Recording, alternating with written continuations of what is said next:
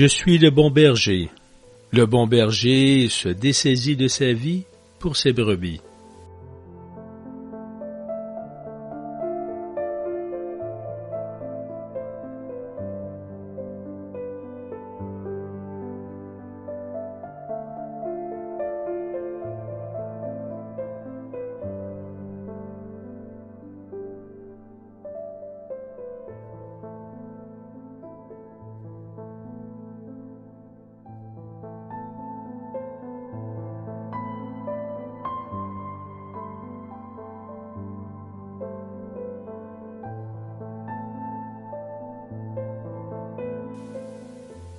Le Seigneur est mon berger, je ne manque de rien. Sur de frais herbages, il me fait coucher. Près des eaux du repos, il me mène, il me ranime. Il me conduit par les bons sentiers, pour l'honneur de son nom. Même si je marche dans un ravin d'ombre et de mort, je ne crains aucun mal, car tu es avec moi.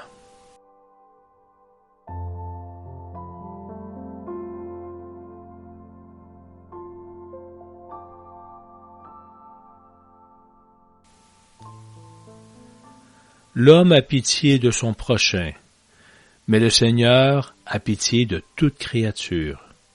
Il reprend, il instruit, il enseigne, il ramène, tel le berger son troupeau.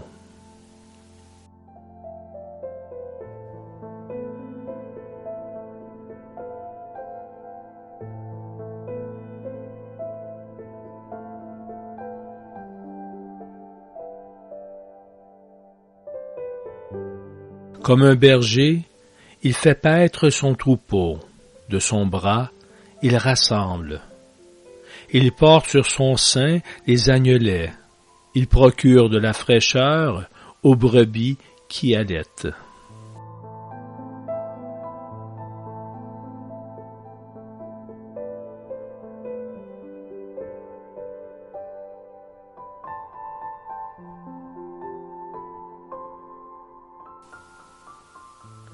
En débarquant, Jésus vit une grande foule.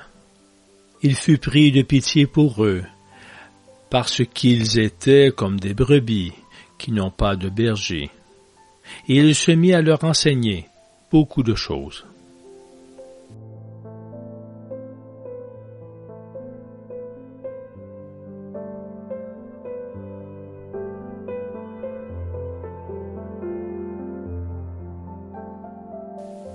Ils n'auront plus faim, ils n'auront plus soif. Le soleil et ses feux ne les frapperont plus, car l'agneau, qui se tient au milieu du trône, sera leur berger. Il les conduira vers des sources d'eau vive, et Dieu essuiera toute larme de leurs yeux.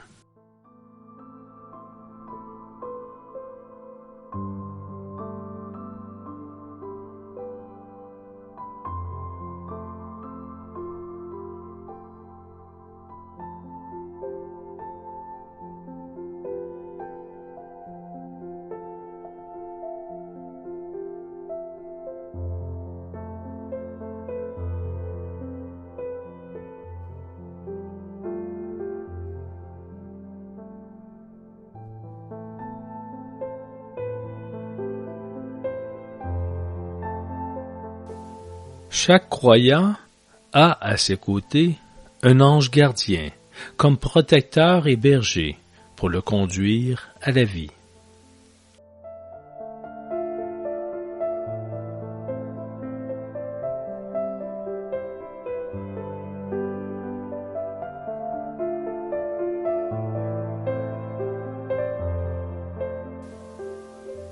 Tant que nous serons agneaux, nous gagnerons, et même si nous sommes entourés de nombreux loups, nous pourrons les vaincre.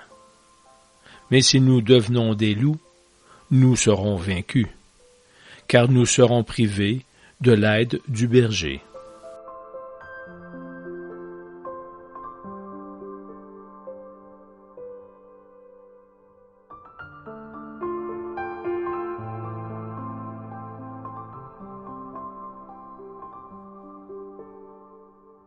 Les pasteurs doivent garantir l'originalité de chacun, donnée par l'Esprit Saint, et stimuler chaque membre pour que chacun remplisse sa propre fonction pour être au service de tous.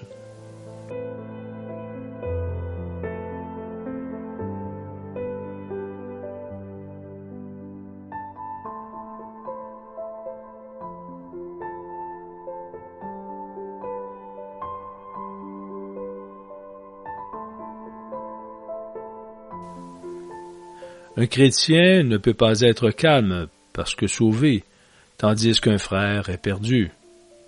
Il partage les sentiments et l'inquiétude du bon pasteur.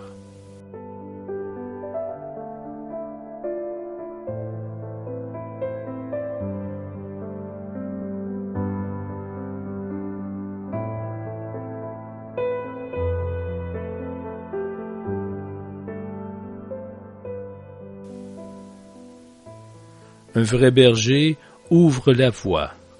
Il ne se contente pas de la montrer.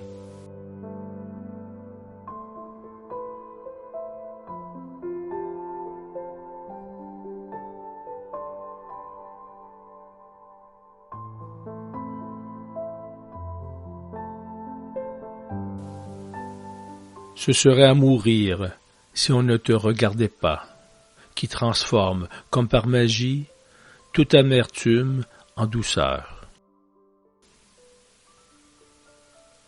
Pour que nous ayons la lumière, tu es devenu aveugle. Pour que nous goûtions l'union, tu as expérimenté la séparation du Père. Pour que nous possédions la sagesse, tu te fis ignorance. Pour que nous nous revêtions d'innocence, tu te fis péché.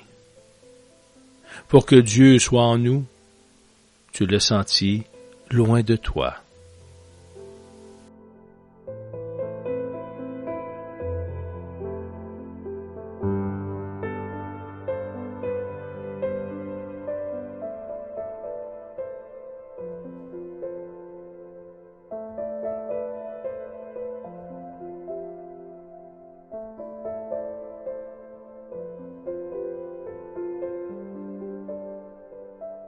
Après une fête dans la paroisse organisée pour donner un repas chaud aux sans-abri, je me suis retrouvé au milieu d'un désordre, non seulement de déchets, mais aussi de divers pots et plats à laver et à ranger.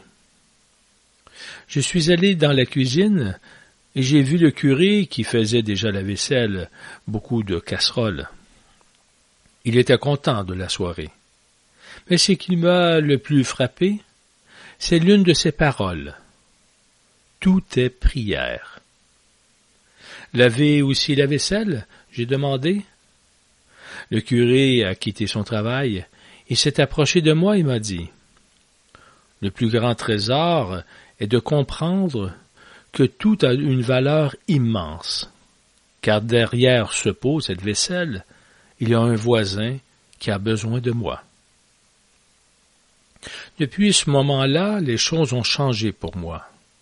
Mon lourd travail de maçon, les enfants à accompagner à la garderie, le lustre à réparer, tout est devenu pour moi l'occasion de rendre mes actions sacrées, car derrière chaque action, j'ai commencé à voir l'autre, à aimer.